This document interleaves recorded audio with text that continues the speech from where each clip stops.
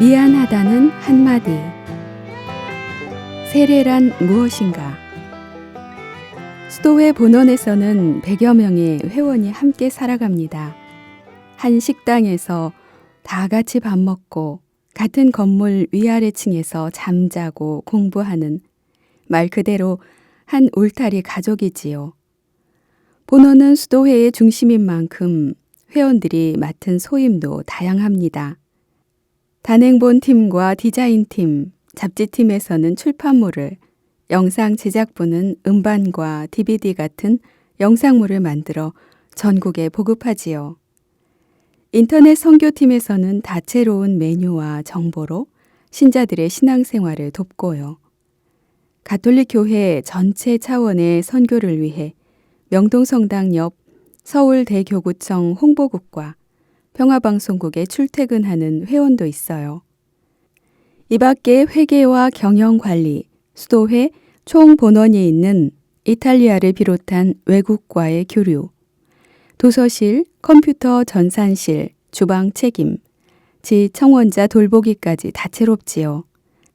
대규모 인원이 다양한 일을 하는 본원에서는 수도자의 품성을 더욱 잘 닦아나갈 수 있도록 회원들이 몇 개의 소규모 공동체로 나뉩니다.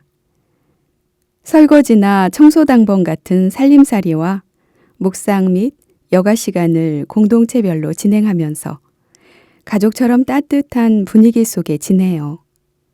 도서 선교를 할 때도 공동체 단위로 움직이곤 합니다. 선교에는 다 같이 힘을 모으되 시간을 효율적으로 쓰기 위해 일을 나누지요. 책과 음반과 상본들을 박스에 챙겨 담을 사람, 성당까지 자동차를 운전할 사람, 미사 때 연극이나 노래를 선보일 사람 식으로요. 세례에 대해 다룬 신간서적을 집중 소개하려고 서울교구의 큰 성당으로 가게 됐을 때 저는 홍보를 맡았어요. 하느님과의 첫 만남인 세례를 감동적으로 전할 수 있는 묘안은 뭘까? 궁리를 하던 중 같은 공동체에 속한 인터넷 담당 수녀의 말이 떠올랐습니다. 수도회 인터넷 홈페이지에는 신자들이 어려움을 털어놓는 상담 코너가 있어요. 9일 기도를 하다 하루를 빠졌는데 처음부터 다시 해야 하는지, 세례명을 바꾸고 싶은데 가능한지처럼 궁금한 것을 물으며 기도를 부탁하는 내용들이지요. 인터넷으로 들어온 질문에 답을 하다 보면 진땀이 나요. 설명할 내용은 많은데 인터넷 페이지 특성에 맞게 10줄 정도의 짧은 문장으로 간추려내기가 어려워서요. 예를 들면 이런 거예요. 신부도 사람인데 사람 이마에 사람인 신부가 물을 붓는다고 어떻게 하느님의 자녀가 됩니까? 답변 준비를 하노라면 맥이 쑥 빠질 때도 있어요. 비신자라면 또 모르겠는데 신자들도 종종 이런 식의 질문을 하니까요. 동료의 고충에 공감이 가고도 남았습니다. 그리스도교 신앙에서 세례란 무엇이며 물은 어떤 의미가 있는지 충분히 설명하려면 몇 페이지로도 모자랄 수 있겠지요. 하느님의 존재와 권위부터 사제가 받은 위임, 정화의 물로 죄를 씻어 깨끗해짐으로써 거룩함을 되찾는 영원한 생명과 행복에 대한 갈증을 풀어주는 뜻을 가진 성사.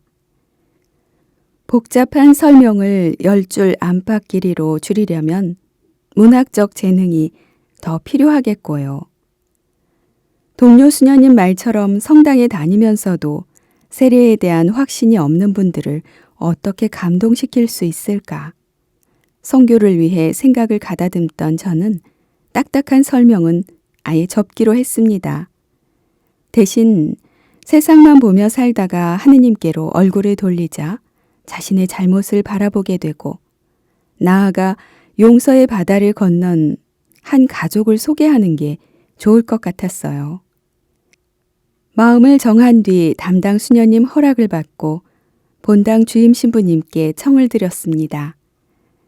연극과 노래를 선사하며 책을 소개하는 데 걸리는 15분 동안 강론을 하도록 허락해 주십사 하고요. 고맙게도 허락해 주셔서 토요일 저녁 특전 미사부터 주일까지 9차례에 걸쳐 성심껏 강론을 했습니다. 신자분들도 크게 호응해 주셨지요. 무슨 이야기인지 소개할게요. 굳게 입 다문 큰 아들.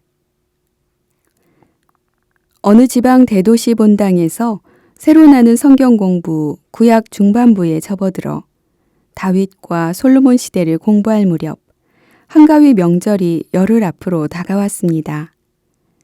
명절을 염두에 두고 수업을 마무리하면서 숙제 겸 부탁 말씀을 드렸습니다. 다음 주에 추석을 쇠게 되지요? 오랜만에 자녀들과도 만나게 되고요. 명절에 가족들이 모이면 이런저런 잔소리로 자녀들을 불편하게 만드는 부모님들이 계시다고 해요. 학생 여러분은 성경을 공부하는 분답게 자녀들을 편안하게 맞이해 주시기 부탁드립니다. 사는 것도 힘든데 교통난 속에서 고향집에 오느라고 얼마나 더 피곤하겠어요. 자녀들이 오랜만에 푹 쉬다 갈 수 있도록 어린 시절처럼 포근한 부모님 사랑 듬뿍 맛볼 수 있도록 잘 배려해 주시기 바랍니다. 이번 주 숙제로 내드리는데 다들 잘 하실 수 있지요? 다가오는 명절로 들뜬 분위기 속에서 어르신들은 하하호호 웃으며 네! 대답을 하며 앞서거니 뒤서거니 교실을 나섰습니다. 교재며 자료를 챙기는 제게 한 남학생이 다가오더니 무뚝뚝한 어조로 말씀하셨어요. 수녀, 난 숙제 못하겠어. 경험에 비춰 숙제를 못하겠다는 어르신들 말씀은 숙제하기 힘들다는 투정어린 하소연이지요. 일부러 무심한 척 답했습니다. 그럼 하지 마세요. 이내 제가 기다렸던 말이 이어졌지요. 무슨 말을 그렇게 하나? 난 명절 같은 거 차라리 없었으면 좋겠어. 달력에서 아예 지워버리고 싶을 정도야.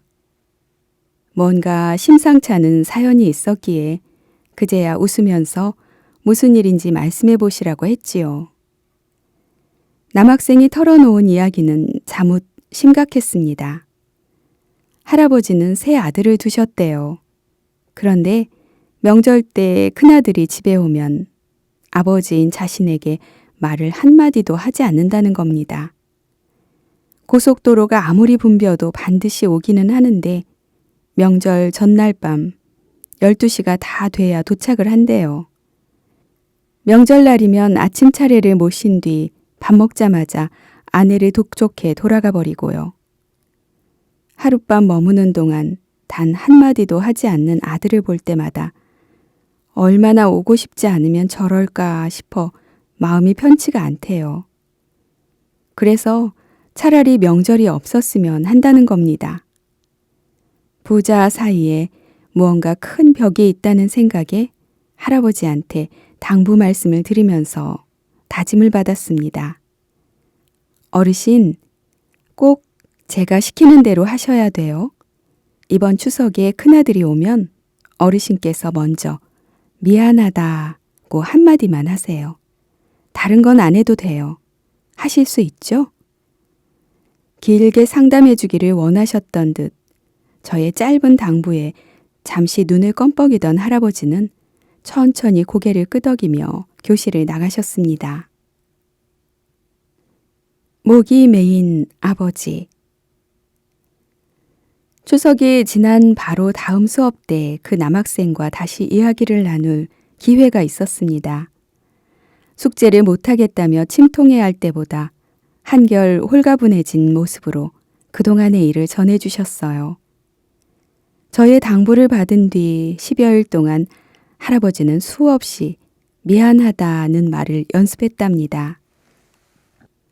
혼자 방에 있을 때는 물론이고 잠시 산책을 나간 길에서도 숙제를 잊지 않았대요. 하지만 머릿속에서는 수없이 반복 연습을 하는데 이상하게도 입 밖으로는 말이 나오지 않더랍니다. 잠을 자면서도 그 생각만 할 정도로 골몰하는 사이 추석이 사나흘 앞으로 다가오자 조바심이 났고요. 고심 끝에 할아버지는 십자고상 앞에 꿇어앉아 예수님을 바라보며 계속 연습을 했답니다. 그러자 어느 순간 미안하다는 말을 소리내어 할 수 있었고요. 드디어 준비가 됐다 싶어 어느 때보다 손꼽아 큰아들을 기다렸다고 합니다. 추석 전날 밤 집으로 들어서는 장남을 맞으며 할아버지는 연습했던 대로 미안하다고 하려 했대요. 하지만 목이 꽉 막혀서 못했답니다. 명절날 아침 차례 뒤 밥을 먹고 나자 아들은 예전처럼 서둘러 떠날 채비를 했고요. 장남이 짐을 들고 밖으로 향하자 할아버지는 아들의 이름을 부르려고 했대요. 떠나고 나면 그동안의 노력이 다 헛수고가 되니까요. 하지만 오랫동안 부르지 않았던 아들의 이름, 민구도 입속에서만 맴을 돌더랍니다. 우물쭈물하는 사이 신발을 다 신은 아들이 현관문을 나서려고 하더래요. 다급해진 할아버지가 엉겁결에 이렇게 소리쳤답니다. 어이! 불러세우는 소리에 큰아들이 뒤를 돌아봤고 할아버지는 그제야 말을 할 수 있었답니다. 잠깐 안으로 들어와 봐라. 신발을 벗고 안방으로 들어온 아들은 눈을 아래로 내리뜨고 양반다리로 앉은 채 미동도 않더랍니다. 왜요? 묻지도 않고요. 할아버지는 말이 안 나와 가만히 있었답니다. 마주 앉은 부자 사이에 낮은 숨소리만 이어질 뿐 침묵이 계속되는 가운데 10분, 20분, 30여 분이 흘렀대요. 기다리던 며느리가 밖에서 불러도 아들은 묵묵부답이고요. 안 되겠다 싶어서 그동안 수없이 연습한 대로 장남에게 말했답니다. 미안하다. 겨우겨우 기어들어가는 목소리로요. 가까이 마주 앉아 있으니 분명히 그 소리를 들었을 텐데도 아들은 아무런 반응이 없더래요. 또다시 침묵 속에서 30여 분이 흐른 뒤 할아버지는 이렇게 말했답니다. 민구야, 내가 그때 정말 미안했다. 이번에는 아주 또렷한 목소리로요. 잠시 후 아들의 눈에서 닭똥 같은 눈물이 뚝뚝 떨어지더랍니다. 여전히 입을 굳게 다문 채로요. 할아버지도 다른 말을 찾지 못해 침묵은 계속됐답니다. 얼마 후 밖에서 기다리던 며느리가 지금 안 떠나면 차 시간에 못 된다고 다시 재촉을 했대요. 그러자 입에 자물쇠를 단 것처럼 한마디도 말을 않던 아들이 이러더랍니다. 당신 먼저 가. 며느리를 먼저 떠나보낸 아들은 추석 연휴 동안 줄곧 집에 머물렀대요. 비록 아들이 더 이상 입을 열지 않아 서로 대화는 하지 못했어도 할아버지는 아주 마음이 편했답니다. 그날 민구랑 같이 앉아 있는데 가을 햇살이 비쳐들면서 온 방안이 환해지더라고. 그렇게 환하고 따스한 빛은 내 생에 처음인 것 같았어. 오래도록 그 느낌을 잊고 싶지 않아. 추석날 감회를 떠올리던 할아버지는 여러분에게 꼭 전해드리고 싶은 나머지 이야기를 들려주셨어요. 연습을 하면서도 할아버지는 대체 아들한테 뭘 잘못했기에 미안하다고 하라는 건지 모르겠더랍니다. 그냥 수녀가 내준 숙제니까 아들이 말을 안 하니까 당신이라도 해야지 하는 심정으로 연습했대요. 어찌된 일인지 말까지 입 밖으로 나오지 않아 더 답답했고요. 그런데 십자고상 앞에 조용히 꿇어앉아 있다 보니 성당 신부님과 수녀님이 우리 죄를 대신해서 십자가에 매달려 돌아가셨다고 거듭거듭 얘기하는 예수님을 하염없이 바라보고 있으려니 아주 오래전 자신이 아들에게 했던 행동이 하나 둘 떠오르더랍니다. 아, 이런 것 때문에 민구가 마음 상했나? 그럴 수도 있겠구나. 좋지 않은 기억이 하나 둘 이어지면서 할아버지 가슴은 미안함으로 가득 차올랐대요. 긴히 사과를 해야겠다는 마음도 들었고요. 아들을 불러 세우며 어이 소리친 것도 이름이 생각나지 않아서 그런 게 아니었대요. 너무 미안해서 차마 아들 이름을 부를 수가 없었답니다. 어르신, 정말 수고 많이 하셨어요. 진심으로 칭찬해 드렸습니다. 할아버지도 결석 없이 착실하게 공부를 계속하셨지요. 왜 그러셨어요? 12월로 접어들었는데 수업 중에 한 분이 저를 찾아왔다는 연락 메모가 왔습니다. 교실 창문으로 보니 50대 중반의 남자였어요. 수업을 끝낸 뒤 자판기에서 커피를 2잔 뽑아 남자분에게 건네며 안녕하시냐, 누구시냐는 인사는 생략하고 곧바로 물었습니다. 왜 그러셨어요? 누구냐고 묻는 대신 왜 그랬느냐는 제게 남자분은 스스럼 없이 이야기하셨어요. 할아버지를 통해 제가 부자지간의 일을 알고 있으리라 여겨서였겠지요. 사실 저는 그분이 민구 씨일 것이라고 짐작만 했을 뿐 자세한 내용은 몰랐어요. 이야기를 들으며 가슴이 뭉클해졌습니다. 민구 씨가 어렸을 때 아버지는 술을 많이 마시고 노름도 했대요. 며칠씩 외박을 하고 어머니와 말다툼도 자주 했고요. 툭하면 폭력도 휘둘렀다는군요. 아버지가 어머니를 때릴 때마다 장남인 민구 씨는 어린 동생들이 방에서 꼼짝 말도록 단단히 일러놓고 혼자 밖으로 나와 아버지를 말렸다고 합니다. 민구 씨가 초등학교 6학년 때 일이래요. 술에 취한 아버지가 어머니를 마구 때리자 민구 씨가 아버지를 막아섰대요. 몸싸움이 벌어지자 아버지가 거칠게 막말을 하며 휘두른 주먹이 민구 씨 얼굴을 정통으로 쳤고요. 그 순간 민구 씨는 심한 수치감과 함께 아버지를 죽이고 싶다는 생각이 들었다고 합니다. 고등학교 졸업 후 민구 씨는 집을 나와 혼자 생활했대요. 결혼할 때도 가족이 아무도 없는 것처럼 숨겼고요.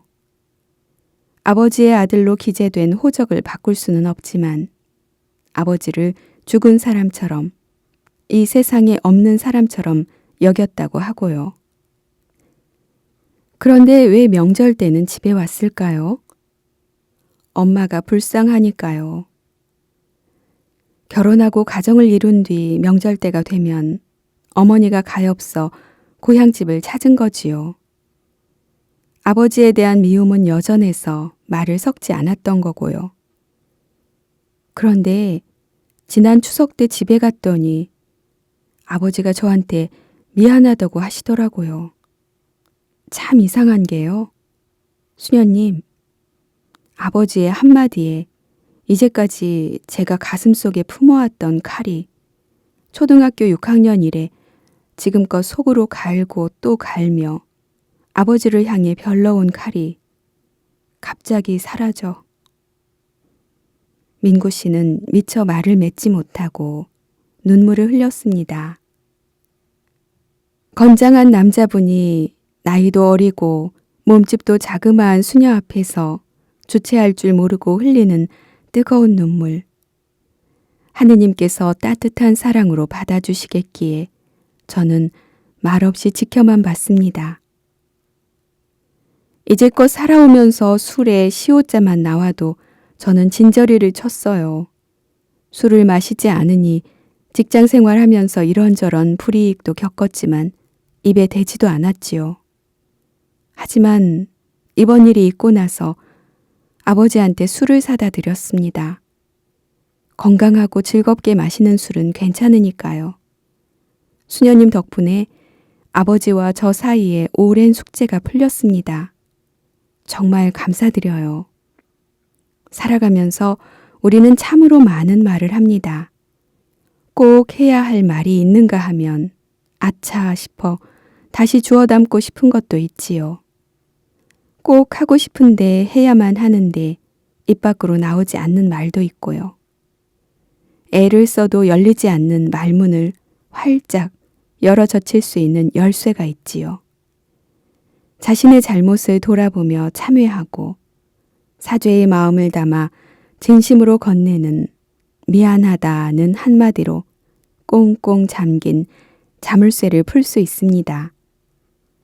깨끗한 물로 죄를 씻어 정화된다는 것은 이런 의미겠지요.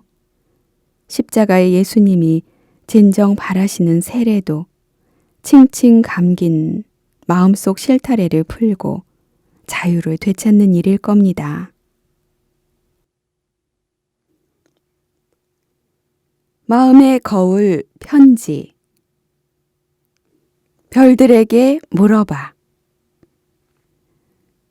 교사는 수업만 하고 학생은 듣기만 하는 공부는 좋은 효과를 보기 어렵습니다. 학생 스스로 호기심을 갖고 골똘히 생각해서 풀어낸 답은 쉽게 잊어버리지 않지요. 머릿속뿐 아니라 마음에도 그 과정이 새겨져 누가 가르쳐주지 않아도 스스로 배워나갈 수 있습니다. 제게 이런 교훈을 가르쳐준 스승이 있습니다. 인천에서 만났던 한 초등학생입니다. 첫 서원을 한 뒤 인천 바오로딸 서원에서 본격적으로 바오로딸로서의 수도 삶을 살아갈 때였습니다. 근처 초등학교 수업 시간이 파하면 잘생긴 남자아이가 혼자 와서 책을 읽곤 했지요. 자주 마주치다 보니 얼굴이 익어서 이름이 뭐야? 어디 사니? 말을 붙여보았어요.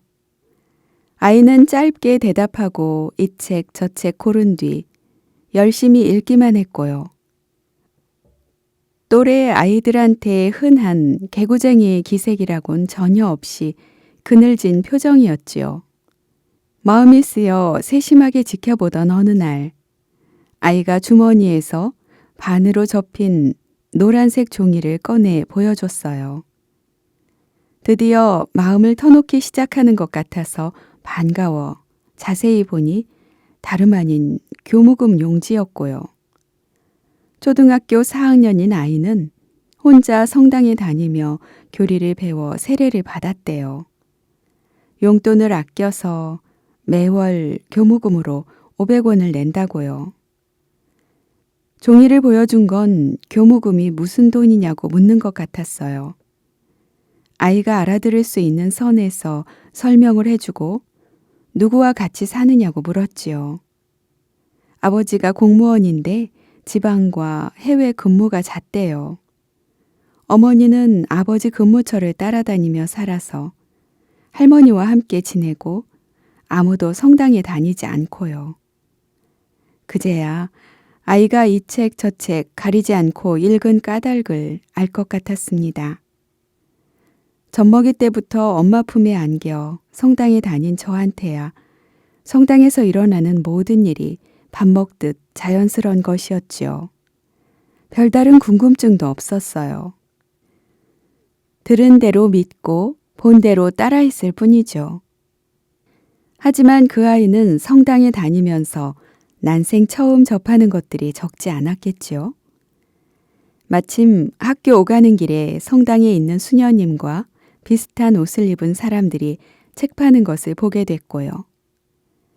그래서 서원에 들어와 책을 뒤져가며 읽고 저희에게 질문도 해가며 스스로 하나 둘 답을 찾아갔구나 싶었습니다. 사연을 알고 난 뒤 저희들은 아이가 올 때마다 간식도 챙겨주고 일부러 말도 걸면서 벗이 되어주고자 했지요. 초등학생이 혼자 꾸려가는 신앙생활이 얼마나 기특하고 갸륵한지요. 성탄절이 가까워 올 무렵 평소 말수 적은 아이가 수줍게 입을 열더니 성극에 출연을 하게 됐대요. 동방 박사들이 아기 예수님을 찾아 먼 여행에 나설 때 하늘에서 길잡이가 되어준 별 역할이라고요. 커다란 별이 그려진 막대를 들고 무대에 가만히 서 있다가 동방 박사들이 길을 헤맬 때 별들에게 물어봐 딱 한마디 대사를 한다고 했습니다. 동방의 박사들은 구세주 메시아를 기다려온 이스라엘 백성의 전통을 알지 못했지요. 단지 하늘에 나타난 별들에서 심상치 않은 기운을 보고 먼 길을 여행한 끝에 마국간에서 태어난 아기 예수님에게 귀한 선물을 바쳤습니다. 주변에 아무도 신자가 없는데 혼자 신앙의 길을 걸어가는 아이가 제겐 동방박사처럼 느껴졌어요. 아주 꼭 맞는 역할을 맡았다고 손뼉을 짝짝 치며 격려를 했지요. 기뻐하는 저를 쳐다보는 아이 눈망울에 구경을 하러 와줬으면 하는 간절한 바람이 차오르더군요. 두말 없이 보러 가마고 약속했고요. 그래도 아이 눈엔 무언가 쓸쓸함이 남아 있었어요. 지난 여름방학 때 아버지한테 다녀온 뒤 얼굴에 그늘이 한층 짙어졌던 게 생각나 슬쩍 운을 뗐지요. 아빠한테 초대장을 써서 보내봐. 여름방학 끝난 다음에 네가 아주 재미있었다고 편지 써서 보냈을 때 아빠가 아주 좋아하셨다고 그랬잖아. 열심히 연습했건만 무대에서는 입이 얼어 대사를 놓치고 치렁치렁 늘어진 유다식 옷자락에 발이 걸려 넘어지기도 하고 성탄절날 꼬마들의 성극은 실수가 이어져도 웃음만 나올 뿐 즐겁고 행복합니다. 연극이 끝난 뒤 시끌벅적해진 객석으로 꼬마 배우들이 우르르 나타났습니다. 꽃다발을 들고 기다리는 저를 보자 아이는 온 몸을 부르르 떨며 반가워하더군요. 저는 팔을 활짝 벌리며 맞아 안을 준비를 했지요. 하지만 아이는 흥분 가득한 눈길만 제게 던지고는 옆을 스쳐 지나 어느 중년 남자 품에 안겼습니다. 아빠 손을 맞잡은 아이 얼굴엔 기쁨이 넘쳤지요. 제 얼굴에도 한박웃음이 피어났고요. 아이가 6학년이 됐을 때 부모님은 성당에서 세례를 받았습니다. 행복했던 그날이 떠오를 때마다 저는 편지에 대해 생각해 보곤 했어요. 아버지와 멀리 떨어져 사는 아이가 아빠한테 마음을 담아 보낼 수 있는 통로는 편지였지요. 요즘 젊은이들은 컴퓨터나 휴대전화로 의사소통을 하면서 편지를 거의 쓰지 않아요. 나이 든 분들은 눈이 어두워져서 책 읽기나 글쓰기를 피하시고요. 어르신 성경 공부 사도직에 편지를 어떻게 활용할까 고심하다가 어머니에게 실험을 해봤습니다. 당신 스스로에게 보내는 편지를 한번 써보시라고요. 제 부탁에 무척 의아해하던 어머니는 결혼해서 아이들 낳아 기르고 나이 들면서 몸은 둔해져도 마음은 넓어진 자신에 대해 의외로 솔직 담백한 글을 쓰셨습니다. 어려움이 닥칠 때마다 주저하지 않고 고비를 넘겨온 지난 날을 객관적으로 돌아보며 스스로를 칭찬도 하시고요. 속마음을 펼쳐 보일 수 있는 편지의 긍정적인 기능을 새삼 확인할 수 있었습니다.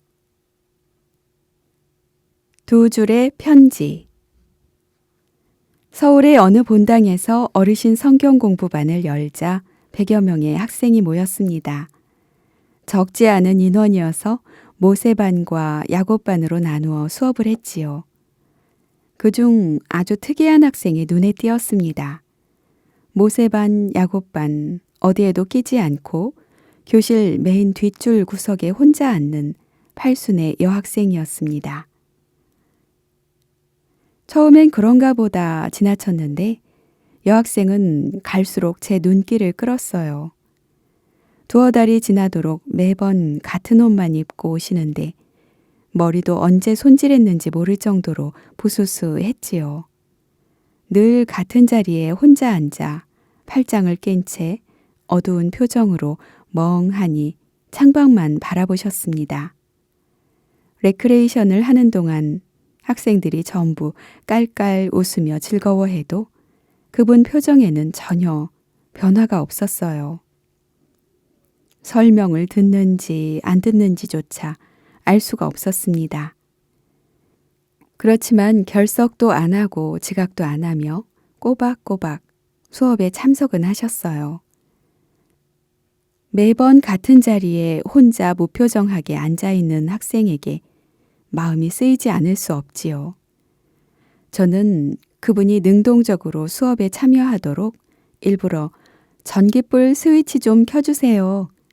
창문 잠깐 열어주세요. 부탁을 하곤 했습니다. 그러면 불도 켜고 창문도 여는데 자리에 돌아가면 또 마찬가지 모습이 되곤 했습니다. 어떻게 하면 좋을까? 따로 만나 상담을 해볼까? 주저하는 사이 사순 시기로 접어들었습니다. 사순 때는 보통 좋지 않은 습관이나 죄의식을 덜기 위한 결심 세우기를 숙제로 내드리지요.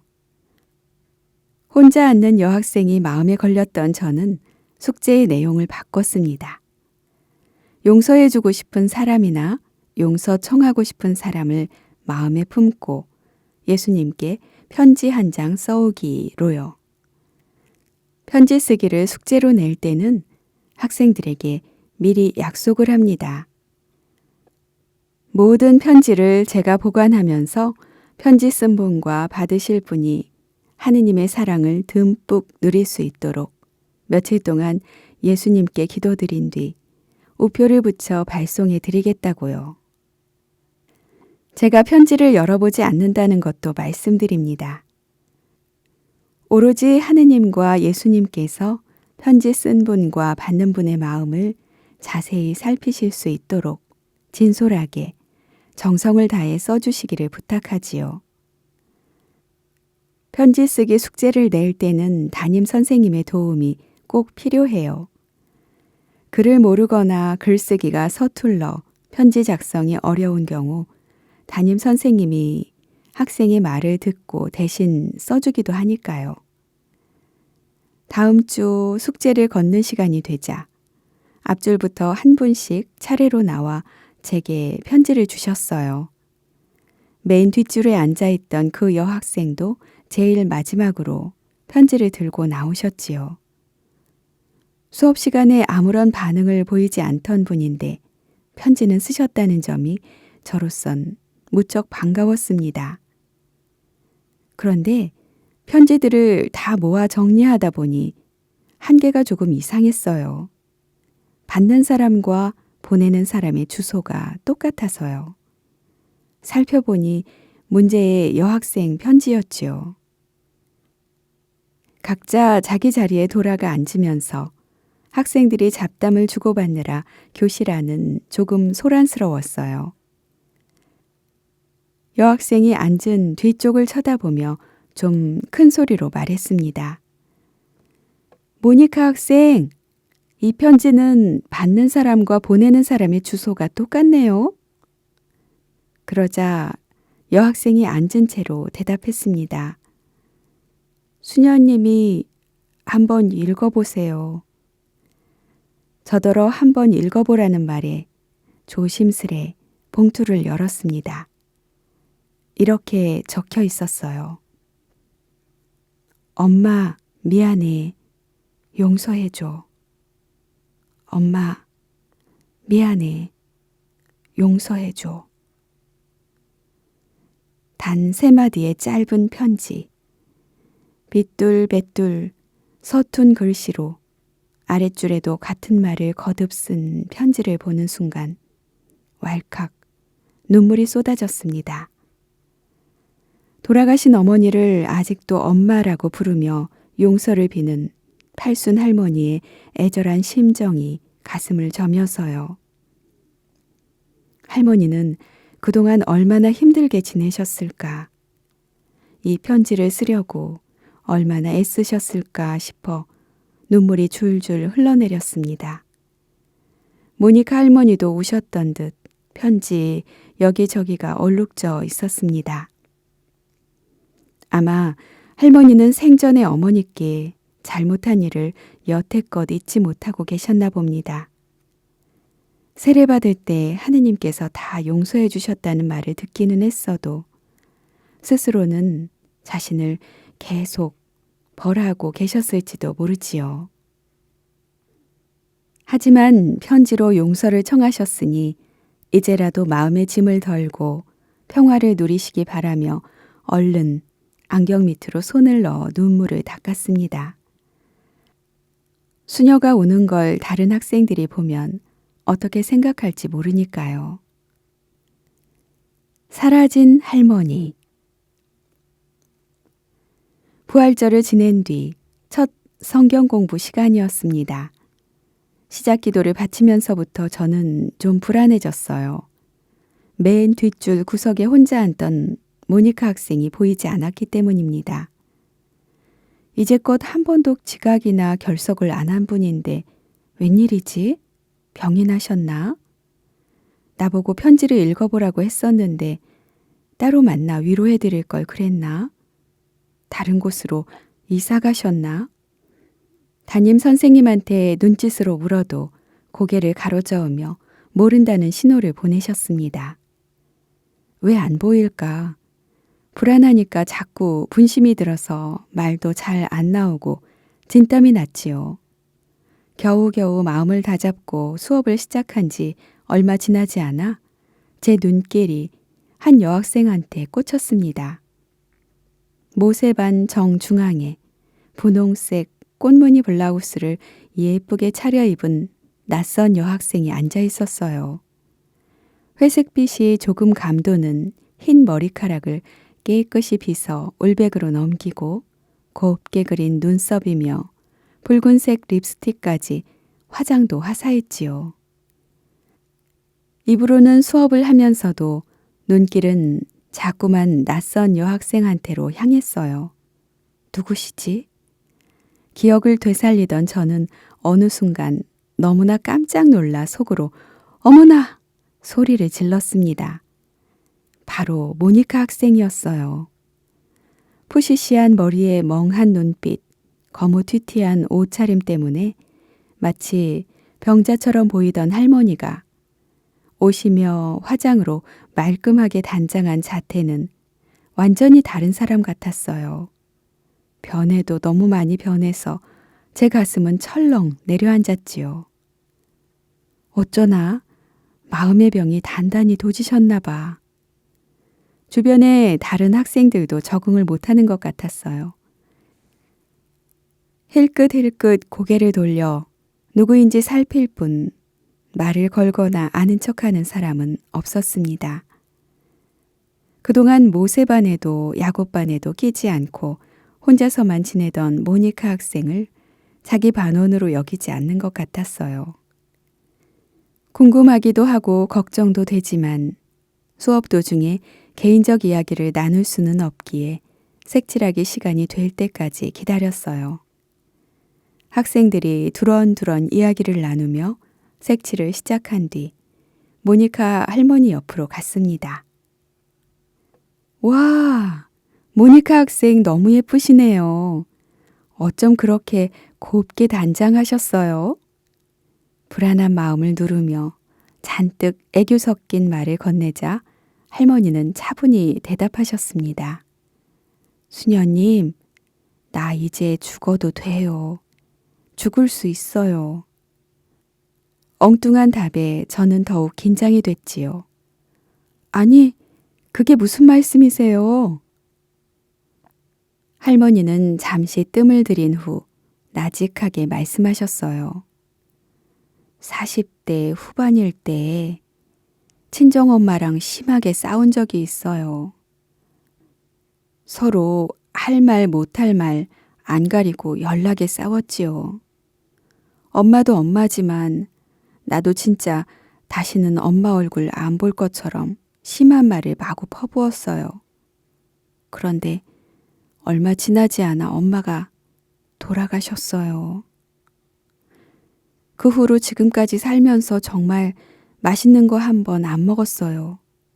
좋은 음식 앞에 두고 먹으려고 하면 네 꼬라지에 지금 이거 먹게 됐어? 하는 생각이 드는 거예요.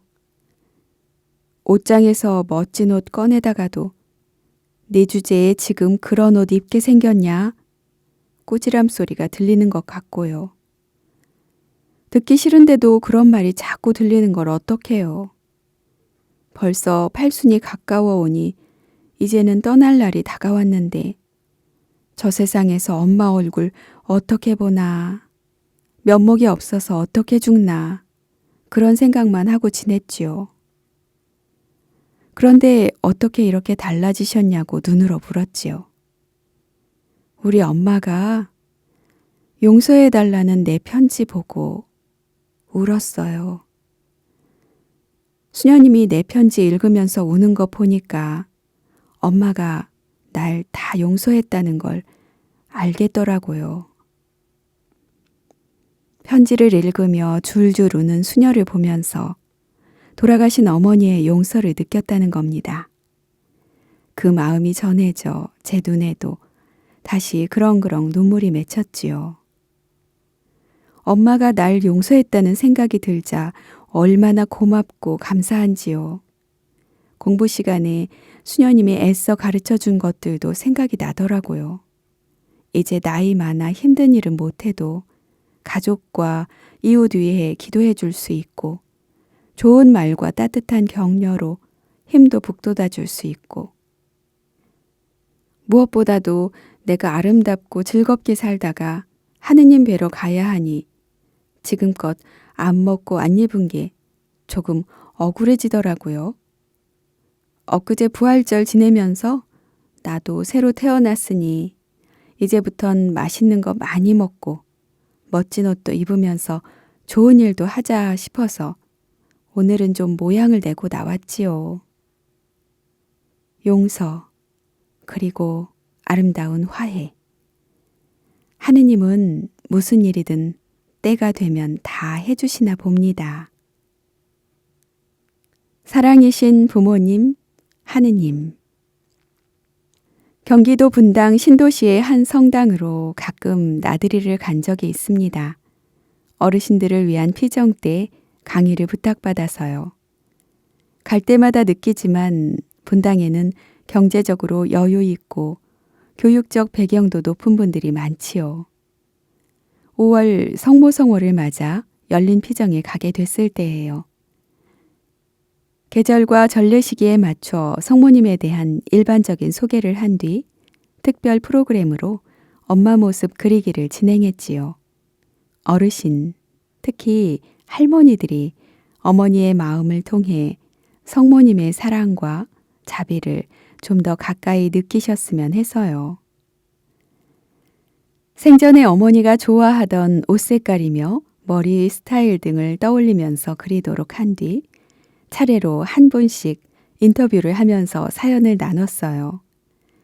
할머니들은 어머니 머리 모양 하나만 가지고도 각양각색 아주 흥미로운 이야기를 해주셨습니다. 특히 한 할머니는 손재주 빼어났던 어머니의 바느질 솜씨에서부터 한겨울에 만두며 한여름에 호박 칼국수 해먹던 것까지 재미난 추억을 전해서 청중을 사로잡았지요. 한참 재밌게 이야기하시던 할머니가 갑자기 울먹이셨습니다. 엄마, 엄마! 어린아이처럼 엄마를 부르면서 어깨를 들썩이며 오느라고 말을 잇지 못하셨지요. 다른 어르신들도 눈물을 보이셨고요. 잠시 뒤 할머니의 말씀이 이어졌습니다. 내가 울산에 살 때예요. 엄마가 갑자기 많이 아프다고 연락이 왔는데 갈 길이 멀기도 하고 좀 바쁘기도 해서 며칠 머뭇거리는 사이에 엄마가 그만 돌아가시고 말았어요. 내가 아파서 열이 나면 엄마는 밤새도록 이마에 찬 물수건을 얹어주고 날이 새면 내 입맛에 맞는 죽을 수느라 아궁이 앞을 떠나지 못했는데 난 바쁘다는 핑계만 대고 부모가 먼저 세상을 떠나는 게 자연스러운 순서이긴 해도 사별은 누구한테나 큰 충격과 슬픔을 남기지요.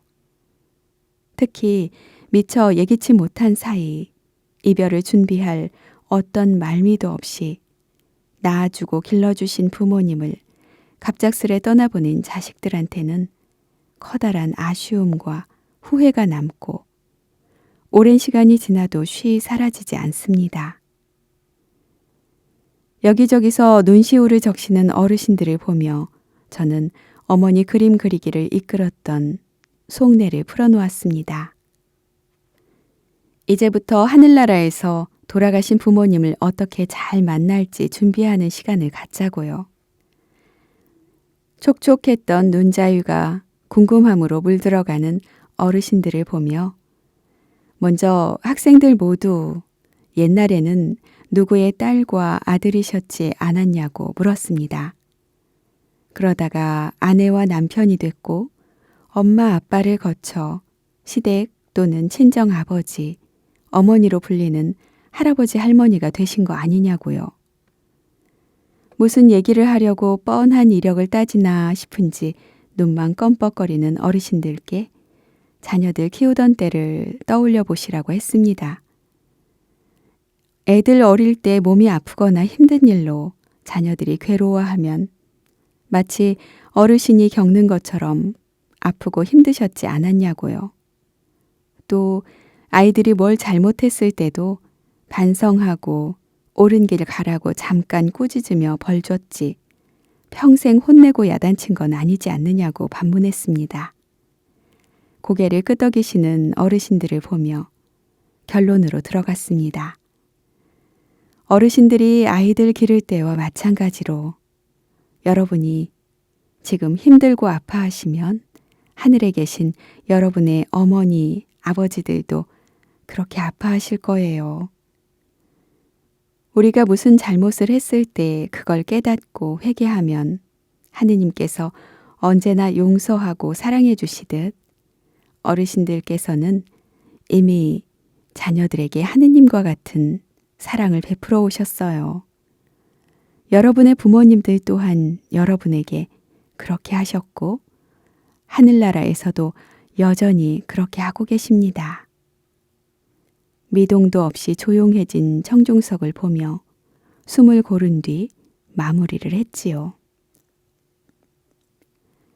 우리 모두는 하느님과 같은 마음을 지닌 사랑의 존재인 동시에 한계도 많은 인간이다. 사람이라서 어쩔 수 없이 죄와 타락의 굴레도 쓰고 있다. 하지만 자녀들을 기를 때 마음을 살펴보며 알았듯이 돌아가신 부모님들도 우리들 잘못을 다 잊고 용서해 주셨다. 하느님께서 우리 죄를 깨끗이 용서해 주신 것처럼 여러분이 잘못을 깨닫고 용서를 청하는 순간, 아니 청하기도 전에 이미 모든 잘못은 다 용서됐어요. 끝이 났다고요. 하느님과 부모님의 사랑으로 용서를 받았으니 이제부터는 이웃을 용서하고 사랑하면서 죄에서 비롯된 아픔과 상처를 뽑아낸 자리에 새 생명의 숨결로 새살이 돋도록 해야 합니다. 자, 이 강의실을 나가는 순간부터 여러분 모두 새 출발해서 남은 생에 하느님과 함께 보람되게 걸으셔야 합니다. 아셨지요? 제 말이 끝나자 어르신들은 다짐을 받기라도 하려는 듯 여기저기서 외치셨어요. 수녀님, 그게 정말이에요? 진짜지요?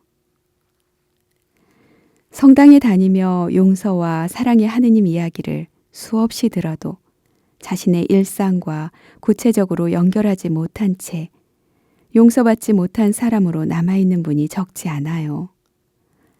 충효나 죄벌에 대해 유교적 영향을 강하게 받은 어르신 세대는 더욱 그렇습니다.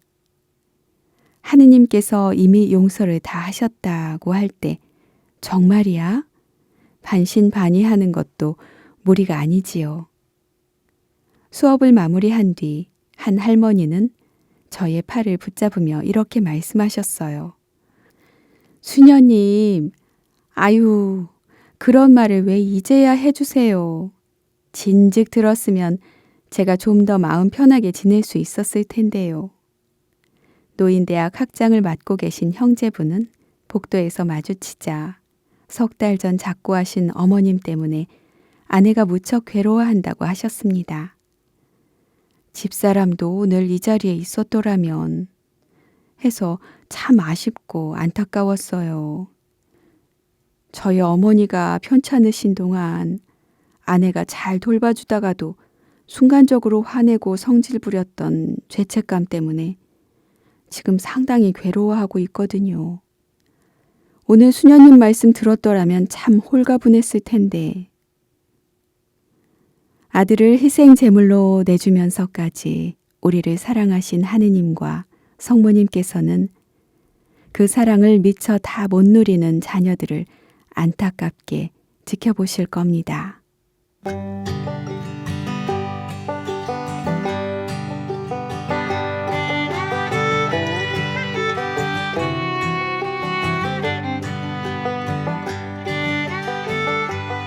더 좋은 콘텐츠 제작을 위해 여러분의 후원을 기다립니다.